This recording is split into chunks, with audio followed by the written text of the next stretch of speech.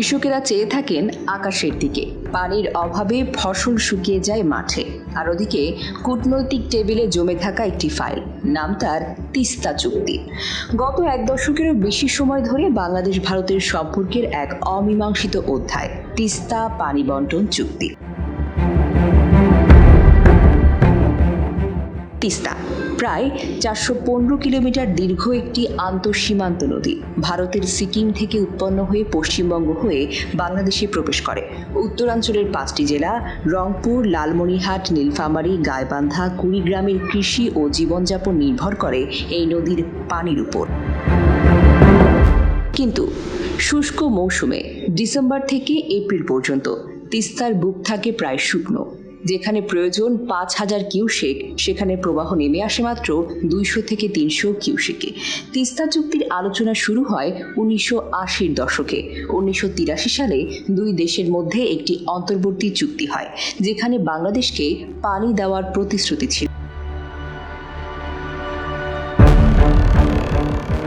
আপনি কি কিছু প্রিন্ট করাতে চান? প্রিন্টস এন্ড কর্পোরেশন আপনার সব প্রিন্টিং সমাধান নিয়ে এসেছে। মগ, পানির বোতল, টি-শার্ট, টাইলস, ফটো ফ্রেম, আমরা সবকিছু প্রিন্ট করি আপনার পছন্দের ডিজাইন, আপনার স্টাইলে। প্রিন্টস এন্ড কর্পোরেশন, আপনার প্রিন্টিং সলিউশন, সব সময় আপনার পাশে। ভারতের তৎকালীন প্রধানমন্ত্রী মনমোহন সিং এর ঢাকা সফরে একটি পূর্ণাঙ্গ চুক্তি স্বাক্ষরের কথা ছিল।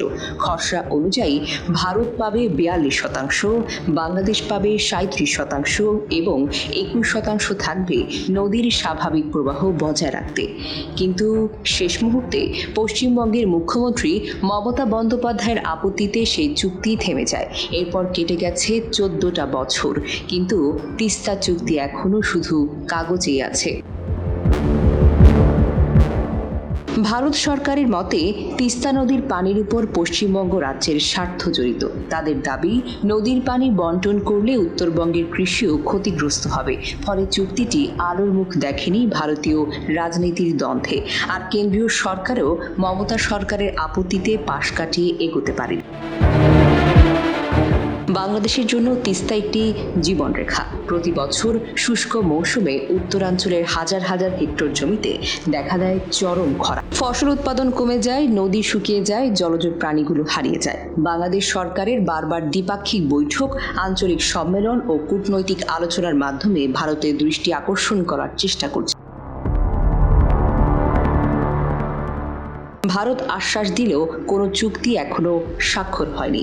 2020 সালে তিস্তা নদী পুনর্বাসন প্রকল্পে চীনের $1 বিলিয়ন প্রস্তাবনা বাংলাদেশের আগ্রহ কাড়ে। তবে এতে ভারতের উদ্বেগ যেন বাড়ে। দিল্লির দৃষ্টিতে এটি ভূ রাজনৈতিক ভারসাম্যে প্রভাব ফেলতে পারে। বাংলাদেশ এখনো চূড়ান্ত সিদ্ধান্ত নেয়নি, তবে বিকল্প পথ খোঁজার চেষ্টার কথা অস্বীকারও করেনি।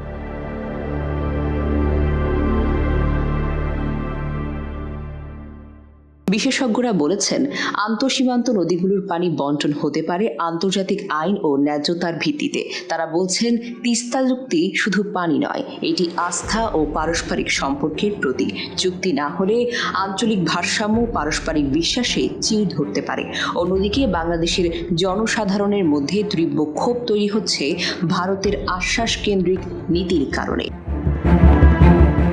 তিস্তা নদীর মতোই প্রবাহমান দুই দেশের সম্পর্ক, কিন্তু প্রবাহ যদি আটকে যায় তা কেবল কৃষক নয়, দুই দেশের বন্ধুত্ব, আস্থা এবং ভবিষ্যতের পথেও বাধা হয়ে দাঁড়াতে পারে। তিস্তা চুক্তি হোক বাস্তবায়িত, এই প্রত্যাশা আজ শুধু কূটনৈতিক নয়, তা এক জাতির প্রাপ্য ন্যায্য অধিকার। নুসরাত জাহান, মনোযোগ প্রকাশ।